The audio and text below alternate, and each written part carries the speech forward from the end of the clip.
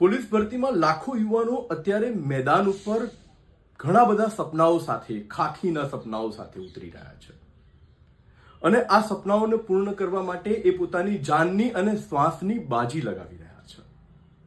આજે વાત કરવી છે એવા વીરોની અને વિદ્યાર્થીઓને થોડીક સલાહ પણ આપવી છે. પહેલા ભરૂચમાં અને પછી ગોધરામાં યુવાન દીકરાઓ એમના માતા પિતા સામે ઢળી પડ્યા. તો કોઈ પરીક્ષા પાસ કરીને બહાર નીકળ્યું છે અને પિતા સામે ઢળી પડ્યું. આ ખરેખર ખૂબ આંચકાજનક, ખેદજનક સમાચાર છે.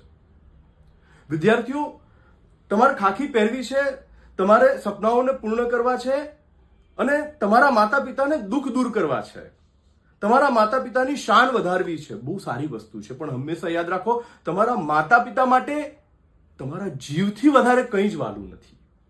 જાન હૈ તો જહાન હૈ. હંમેશા જ્યારે દોડો ને, એમનો ચહેરો તમારા નજર સમક્ષ રાખો.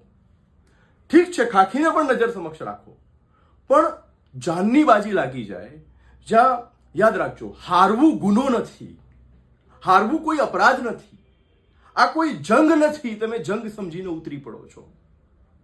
તમારી જાન આ બધાથી વધારે કિંમતી છે. વિદ્યાર્થી મિત્રો, જે લોકોને અત્યારે ગ્રાઉન્ડ છે, બાકી છે દોડવાનું, મારો આ વિડીયો વધુમાં વધુ વિદ્યાર્થીઓ જોડે પહોંચાડો અને હું એમને કેટલીક એડવાઇસ આપીશ. આટલી વસ્તુનું ધ્યાન રાખો. જ્યારે પણ તમે રનિંગ કરો છો, તો જ્યારે પણ તમારો શ્વાસ ચડે, શ્વાસ હાંફવા લાગે છે, અચાનક તમને એવું ફીલ થાય છે કે હૃદયના ધબકારા એકદમ વધી ગયા છે, ચક્કર આવવા લાગે છે, બ્લર દેખાવા લાગે છે, વિદ્યાર્થી મિત્રો, અટકી જાઓ. અટકી જાઓ. હારવું ગુનો નથી. થોડી વાર થોભી જાઓ, ધીમા પડી જાઓ અને કદાચ, જેમ કે એક વિદ્યાર્થી રનિંગ પાસ કરી લીધું, એને પોલીસની પરીક્ષા પાસ કરી લીધી, જીવનની પરીક્ષા હારી ગયો. રનિંગ પૂર્ણ કર્યા પછી પણ એકદમથી અટકી ના જાઓ. થોડી વાર ચાલો, શરીર ઠંડુ પડે ત્યાં સુધી ચાલો અને દોડતા પહેલા થોડું વોર્મઅપ કરો કે જેથી કરીને સ્નાયુ થોડા ગરમ થઈ જાય. પૌષ્ટિક આહાર લો. થાકેલા શરીરે ક્યારે પણ પ્રેક્ટિસ ન કરો. ન થાકેલા શરીરે દોડવાનું રાખો. વિદ્યાર્થીઓ, મારી આટલી બાબતોનું ખાસ ધ્યાન રાખજો.